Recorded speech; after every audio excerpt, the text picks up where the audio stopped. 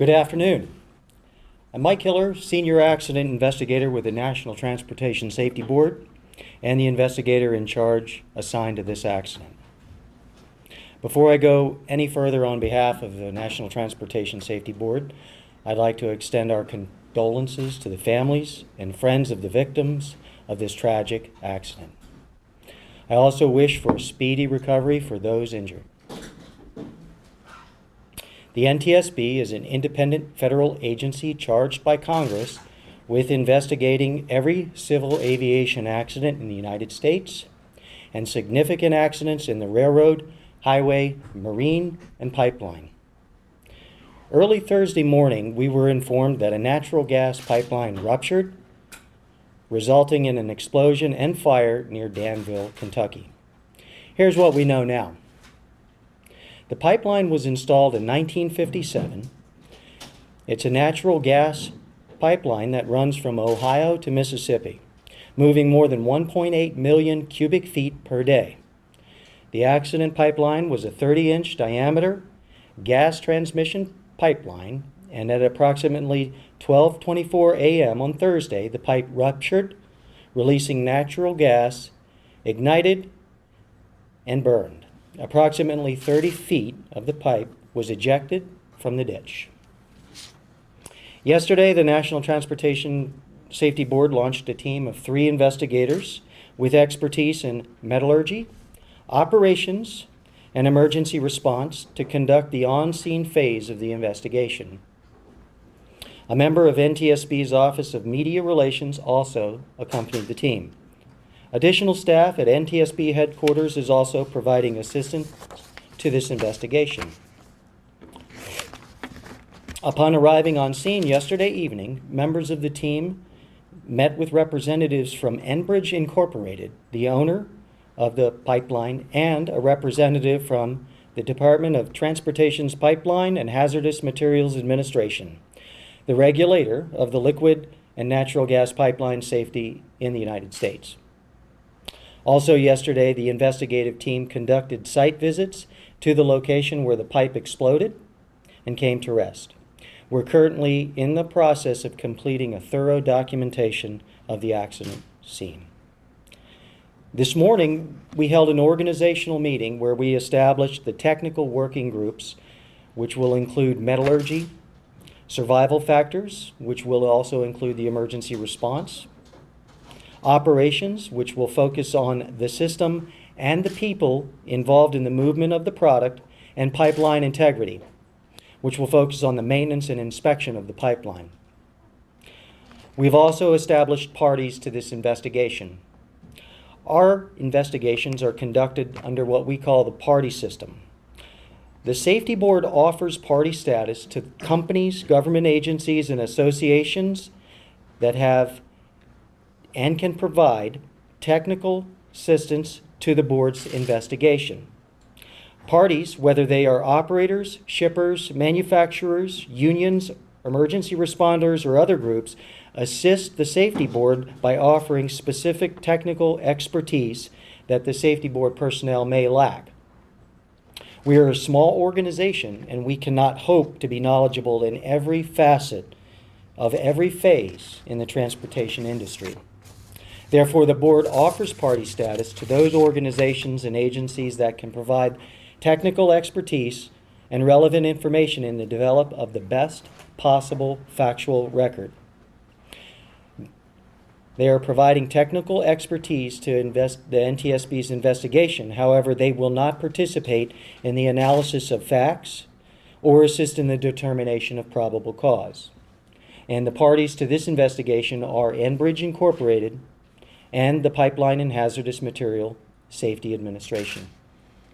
As part of this investigation, we will gather factual information on the pipeline that will include the maintenance and inspection, the records, and the repair history. We will also conduct interviews with the operators, maintenance personnel, and managers, local emergency responders, and other individuals that may have information that will support our investigation. I'm anticipating that we will also be taking a section of the fractured pipe back to NTSB headquarters in Washington, D.C. for a more thorough, detailed metallurgical examination. Our mission is to understand not just what happened, but why it happened, and to recommend changes to prevent it from reoccurring again. We will not be determining probable cause of this accident while we are here on scene, nor will we speculate about what may have caused this accident. We expect the on-scene phase of this investigation to last about a week, and we are also very interested in video, including any security video that may have captured any portion of the accident. And if you have any of this video, you should reach out to us at a special email account, and that email account is witness@ntsb.gov. That's witness@ntsb.gov. One final comment. I would like to thank all of the first responders to this accident. They've been working very hard to contain the accident and ensure that the scene is safe for everyone. We appreciate all that they have done. Future updates on this investigation will come from NTSB headquarters in Washington, D.C., and for updates, you should contact our Office of Media Relations at 202-314-6100. And with that, I'd be happy to take just a few questions. Do you know when the last time that pipeline was inspected, that section? That's going to be part of our process. That's some of the information that we expect to gather. So, Mr. Hiller, do you know, have there been any reports about potential leaks out in that area in the weeks leading up to this that you're aware of? so the question is, has there been any reports about Have the potential? company received any reports of leaks out there? There have been no potential or no reports of recent releases. We are aware of a release that occurred in a nearby compression station nearby. Compressor station nearby. We are aware of that. There was a report of a leak or an actual leak? An actual leak. Okay, all right. Yeah. That was in May of 2019. It involved a pressure release device. It was a safety device. It functioned, but it failed to reset. But as far as folks out there in the community where this rupture actually occurred, did you no record that there were complaints or reports from people there to the company? We have no record or reports of that at this time.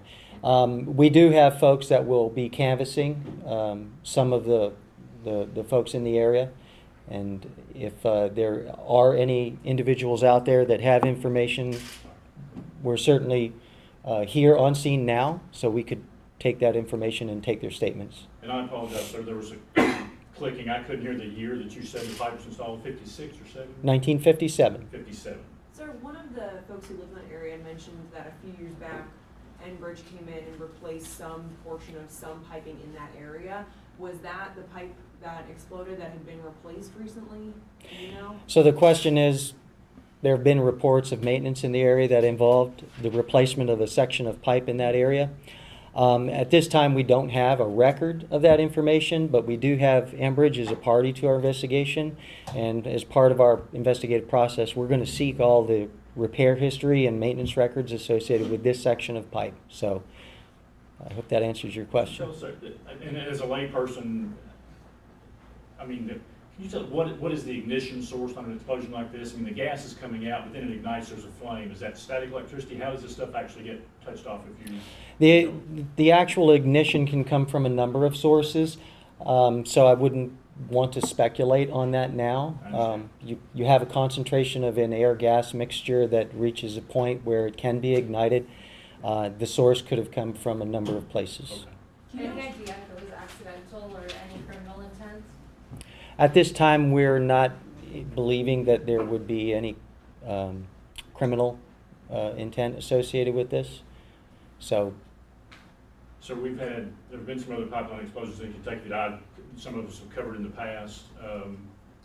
One in particular, I remember corrosion in the line was the issue. That was what the NTSB determined was the probable cause at the end of that. They actually had a hearing here in Danville some years ago. Yeah. And I know you can't speculate at this point, you're very early in this, but is that one thing you'll be looking for as to whether there was some corrosion in the line? Absolutely. That's certainly one of the many things that we'll be looking for, corrosion.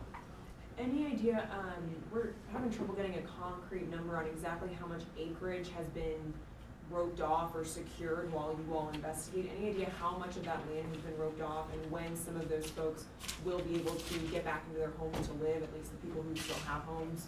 So 2 questions. The first question is, do we have any idea of how much land was impacted as a result of the explosion and the accident?